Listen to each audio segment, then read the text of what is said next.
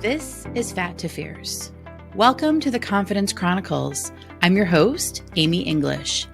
Join me on this empowering adventure towards a healthier relationship with food, body, and self, one delicious bite at a time.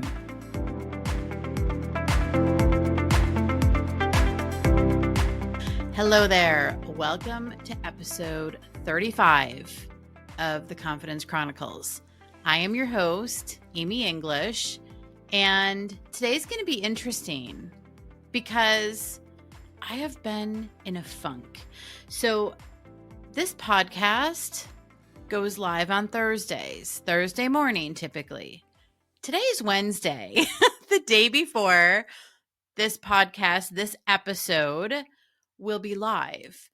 I am running much later than I normally do in my flow of activities as it pertains to this podcast. Normally, I am uploading on Wednesdays, not recording. So, and I was thinking about because I almost didn't record this today, okay? Because you know why? I'm in a funk. And I thought to myself, okay, Amy, you have choices. You can skip this and just not record an episode for this week, or you could go ahead and record it even though you're in a funk and kind of show people that this is normal. Even life coaches can be in a funk. And so I thought, why not do that? So you're going to get me very real, having a moment, having a day.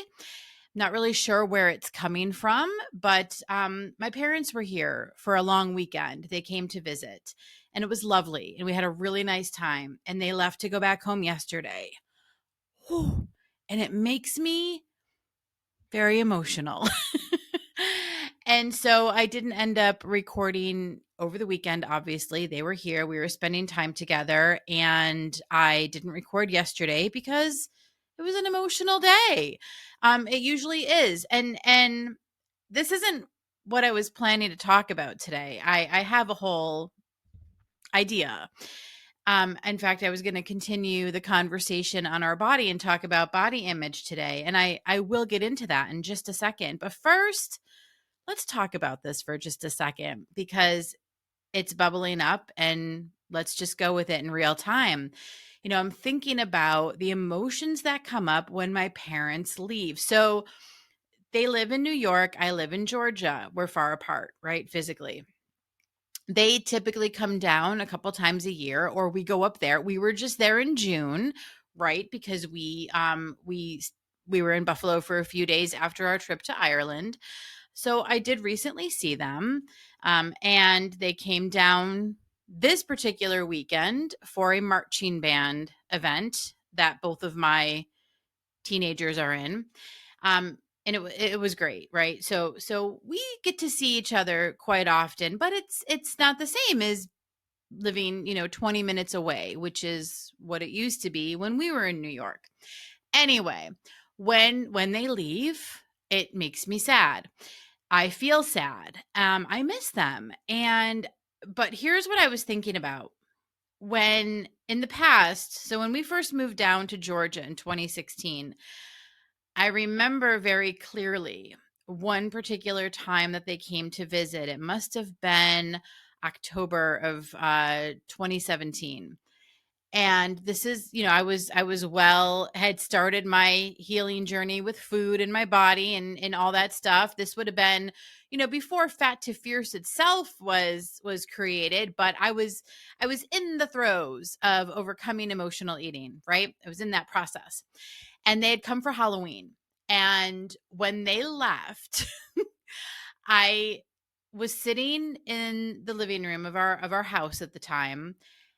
And I just kept eating Halloween candy, because my kids at the time were much younger and had gone out trick-or-treating and had a gigantic bucket full of Halloween candy. And I remember my parents will usually, they usually drive. We all drive. none of us really like to fly. So if we don't have to, we don't. So they drove down, and they'll usually leave, in the morning after the kids go off to school. And this was no different this one particular time. And, so the kids were off at school. My husband was off at work at the time. And I was home because, I had my coaching business. I worked from home. I've been working from home since 2008. Okay. So well versed in work from home.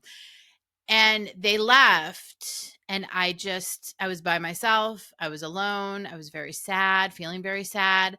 And I just sat and stuffed myself with Halloween candy.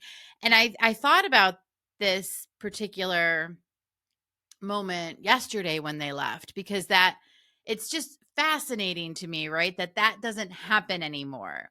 I don't stuff myself with food when I'm feeling sad. I don't stuff myself with food when I'm feeling stressed or when I'm mad or frustrated or just feeling in a funk. I no longer look to food.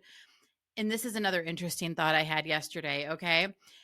Yes, for people who eat emotionally, food is a distraction. We use food to distract from those negative feelings, but in many ways, food becomes a companion. Food becomes a friend. Food becomes a witness. Okay. And that really struck me, because when I think back to the many, many years that I was eating emotionally, specifically stress eating, because that was the most common form of emotional eating for me. But when I think back to it, yes, it was absolutely about finding relief from the negative emotion, for sure. So, and what I mean by that is, finding a way to feel better, using food to feel better, right? Using food to distract from the negative feeling and feel better in the moment. But also, food in many ways was a witness. It was a companion. And I just think that is a really interesting perspective, because when food is a companion, a friend, okay, that's another thing I've shared over time on this podcast, is that for me, food was always a friend. It was the friend that didn't judge, the friend that didn't call me names, right? And it's also this idea of it just being kind of like the steady Eddie, the companion, the witness. Because listen, for many of us, I'm not going to say all of us because everybody is different, but for many of us who have struggled with emotional eating over the years, a lot of times the eating is done in private. It's done solo. It's done when there are no witnesses. I mean, I had a client who used to say that all the time, like, I don't want witnesses. But in a way, food becomes that witness. And do with that what you will. For me, I'm well past, the phase of emotional eating on my journey. But for me, I think it's helpful awareness to just see how food may be playing that role of being the witness, of being the steady friend, of being the companion, in addition to distracting and avoiding from negative feelings and enhancing more positive feelings like relief, joy, comfort, things like that. It just goes to show you the multitude of roles that food can play, and that food has probably played over the years. And, it was interesting. I posted a TikTok yesterday on Tuesday, and just for, the day would have been September 17th, 2024. But I posted this TikTok that about how, food has a the complicated let me gather my thoughts, shall I? I'm winging this right now. I have none of this written down. I'm just kind of going with the flow here. But the TikTok was about how the relationship with food that you have today, so your current relationship with food on September 18th, 2024, was not formed yesterday. Okay. It was not formed last week. Your current relationship with food, whatever that looks like, was likely formed many moons ago, many years ago. Okay. And what I have found in my coaching practice over the last 7 years is that for a lot of women in particular, I typically work with women, the relationship with food, their earliest memory of using food for comfort or for as rebellion or in some emotional way was anywhere between the ages of 9 and 13. Okay. So, however old you are now, if this lands for you, you can. The whole point I'm trying to make here is that chances are the relationship with food was formed decades ago, long time ago. And when it just kind of goes on without being looked at, without being investigated, without that awareness, you can see how it just continues to strengthen and grow over time. And that is why the current relationship with food today may look a certain way if it was formed, way back when, whatever your earliest memory of emotional eating is. Now, please keep in mind, I'm talking specifically to people who know that they struggle with emotional eating, okay? If you don't struggle with emotional eating, you probably don't want to listen to this. Let's be real. This is for people who know they eat emotionally and they want to stop, okay? But that relationship with food was formed in the past. And when it's gone unregulated, unchecked, unnoticed for all this time, yeah, then it makes sense why you have these habits with food today, because they've just continued to grow over time, kind of like unattended, right? And they've gained strength over the years. And so in order to change them now, first of all, you've got to have that awareness is always huge, just to be able to see that and understand. And really, this is where you can have some compassion for yourself and some understanding for current food patterns. Like, you might get frustrated with yourself and get annoyed that you have these current patterns and habits with food, but you can also offer yourself some understanding and some compassion, cut yourself a little slack, and give yourself a little grace for habits with food that were formed many, many years ago. Okay. In most cases. That was my little side rant. How did I get on this topic, you guys? Like, this wasn't what I was planning to talk about today, but we're just going to roll with it because, as I've said before, what I really want this entire podcast experience to be is like we're just sitting having a chit chat, right? Maybe we're having a cup of coffee. Speaking of which, I did bring mine today with me. So I hope you have a favorite beverage that you're drinking too. Look at me stopping to take a sip of my coffee as I'm on my podcast. All right. Anywho, take what's useful, ditch the rest. All right. And my whole point in sharing that is recognize when when your current relationship with food may have been formed, and also just see what role food is playing. It could be multiple roles, okay? It could be the distractor, it could be the rebellion, it could be the witness, it could be the companion, it could just be the thing that's there, when you don't want any human witnesses to see what's going on. And listen, I can recall several occasions when I would hide food or hide my eating from people, including my husband. Oh my goodness gracious. I could tell stories. I mean, I think I've already told the story about the cake when I threw it in the garbage and it was still in the container and I dug it out and continued to eat it, right? I didn't want anyone around for that. Did I tell you that story? It was probably several episodes ago, but yeah, I've been there and I've done that.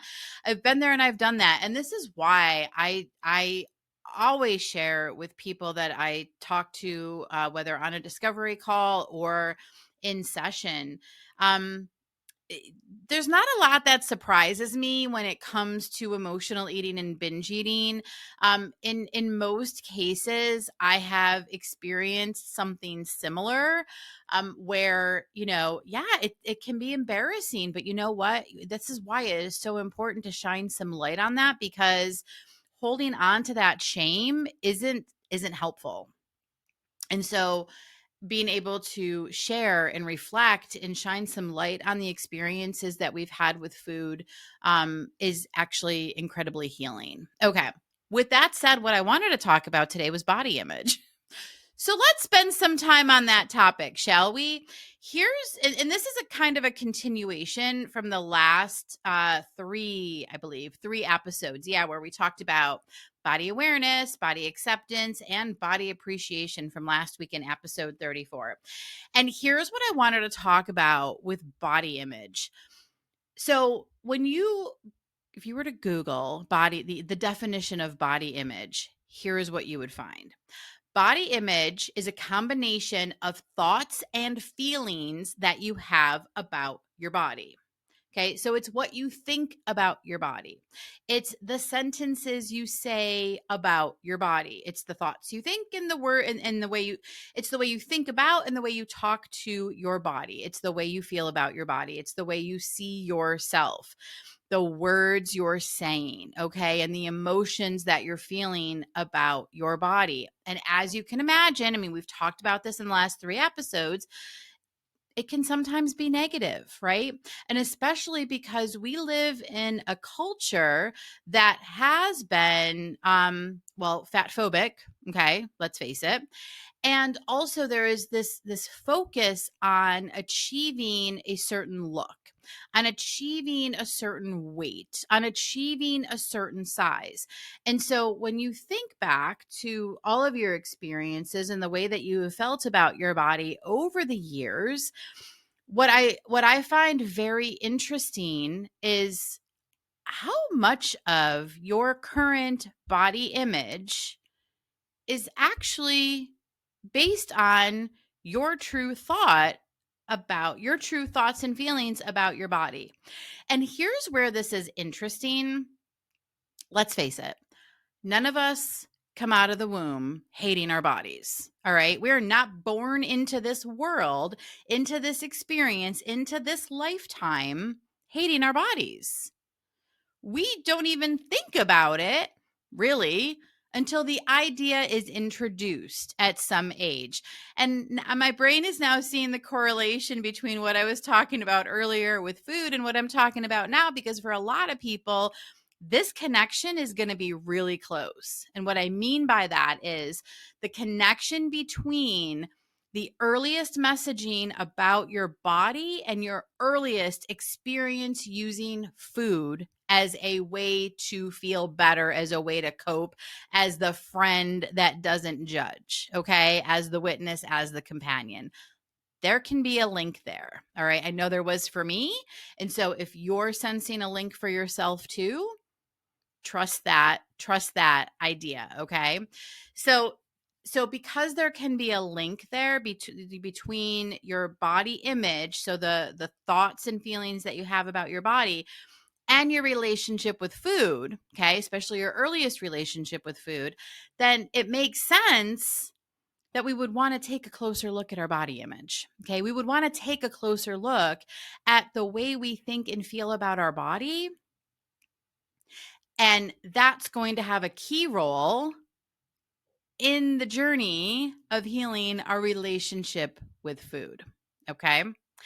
And when it comes to your body image, the way your body image is today, same question's going to apply.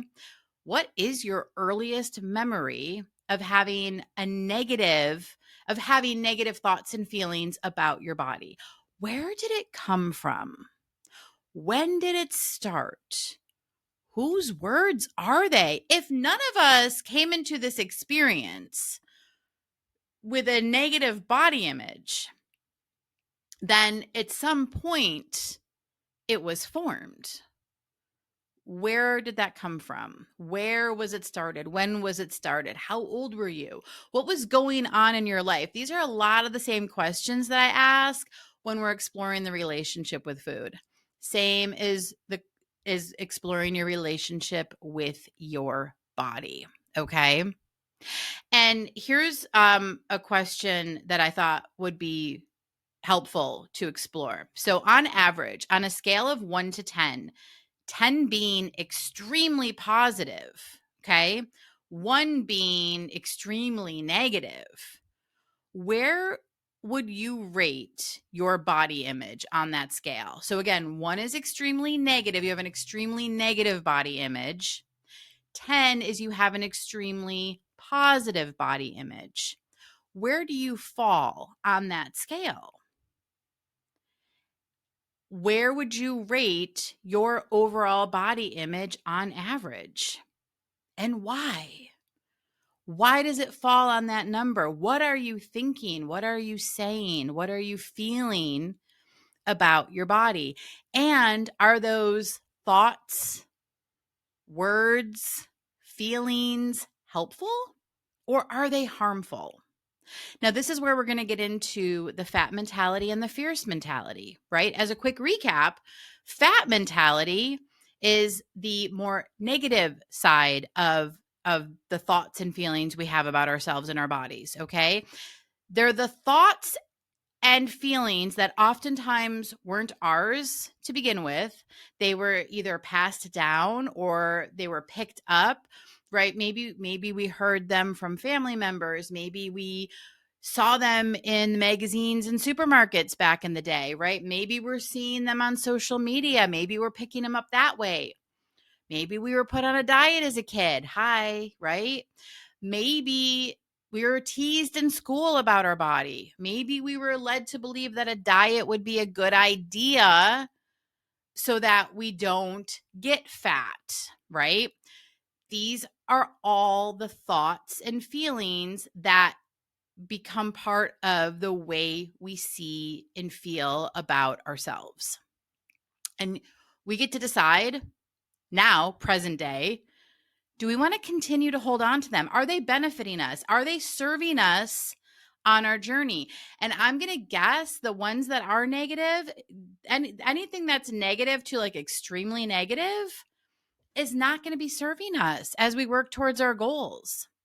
It almost creates this disconnect. And what I mean by that is, so I'm going to paint this because I know that a lot of my clients do focus on, they want to lose weight, right? They want to remove extra weight. But when you're trying to do that and at the same time continuously criticizing yourself and your body, it's going to leave you feeling not so hot. And when you have, it's going to leave you feeling negative emotions, right? Frustrated, sad, mad, angry, right? Overwhelmed, all of that. And when the relationship with food is still at play, meaning we're still eating emotionally, you can see what happens there. It kind of keeps you in this cycle. So the thoughts and feelings, so depending on where you fall on that scale I asked about, see how your relationship with food correlates to the relationship that you have towards your body, your overall body image. And in what ways do you want to improve that? What are some thoughts about your body that can help? Listen, I'm not saying anyone's at a 10, right? Where you're extremely positive about your body on average. Maybe some people are. I think that's great if they are. But working towards that, maybe to like a 7 or an 8 or a 9, right? Depending where you are now, let's say, for example, you're at a 2 or a 3, okay? What's one thing you can do to move one step up? So if you're at a 3 right now, meaning you're not extremely negative, but you're also not in the middle, right? You're like at a 3. What needs to happen? What kinds of things would be helpful to say to yourself, to think, to move to a 4, right? We're not saying we have to do this extreme jump from a number 3 to a number 9. That's probably not very realistic. So instead, we want to go just to the next number up, or even half a number up, right? Maybe you're at a 3, let's get to a 3.5. Okay.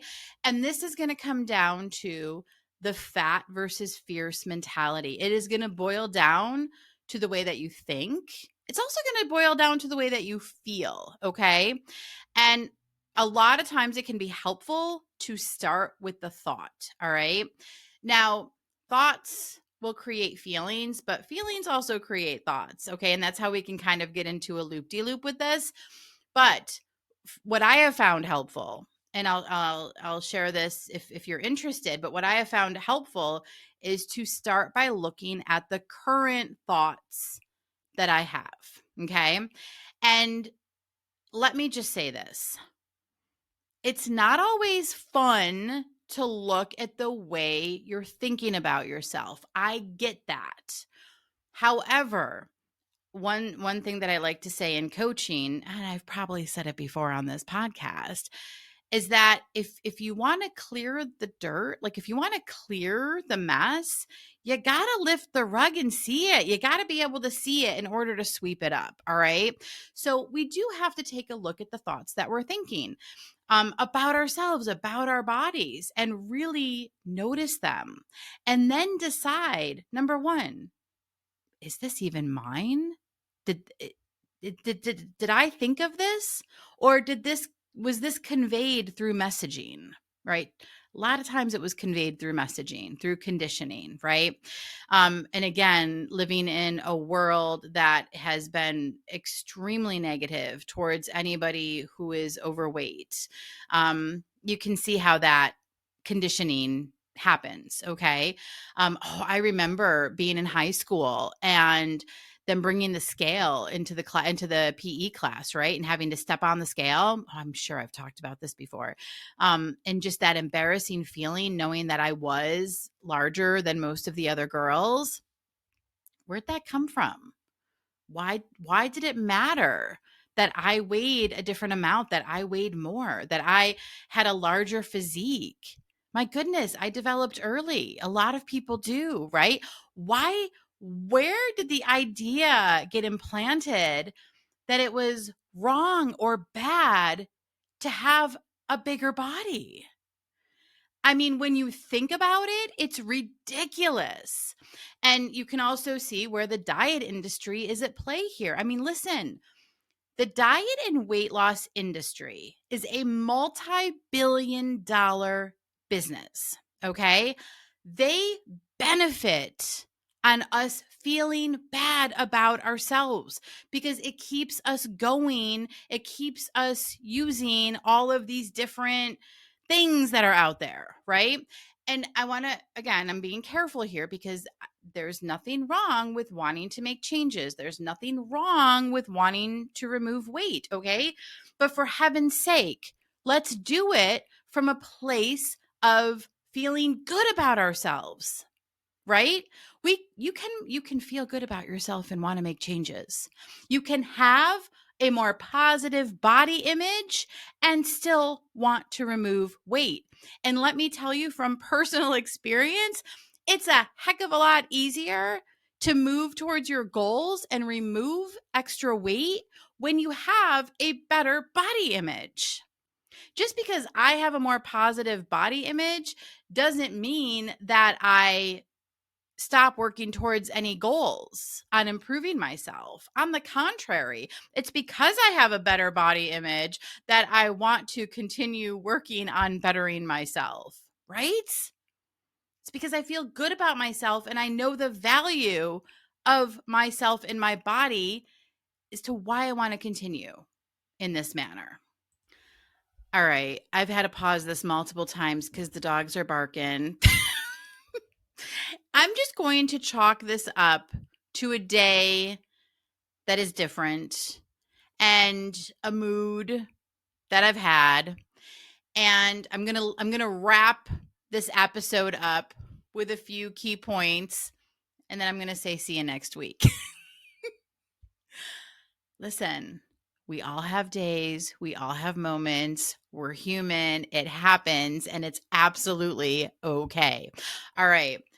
Talking about body image. We're talking about body image and we're talking about our relationship with food. Okay, these two things are coming together today. It is, where does the messaging about your body come from? Okay. What is your earliest memory of thinking negatively about your body. Where were you? How old were you? What was going on in your life, right? Where did that messaging come from? Who did that messaging come from? And what if this messaging is part of what keeps us stuck in the yo-yo? All right. It is, yes, the relationship with food absolutely plays a big part, but it's almost like what you continue to tell yourself, the way you think about yourself and the way you feel about yourself. It's kind of like what keeps the cycle going. All right. Listen, I'll be the first to admit that the food and body relationship can be very convoluted. Okay. I often describe it as like a tangled ball of yarn.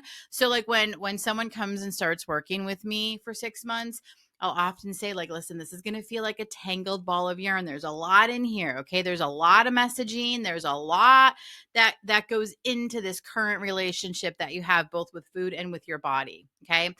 What happens when you have a tangled ball of yarn and you try to untangle it, right? If you go into the whole thing and try messing with it, like it's just going to continue to stay tangled and it's going to continue to be a mess.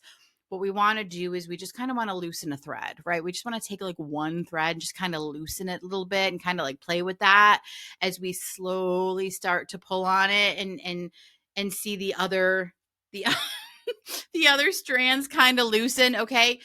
It's a process of untangling the yarn. Okay. And that is what this is when it comes to untangling the food and body relationship. But here's what I will tell you. Here's what I will leave you with. Okay.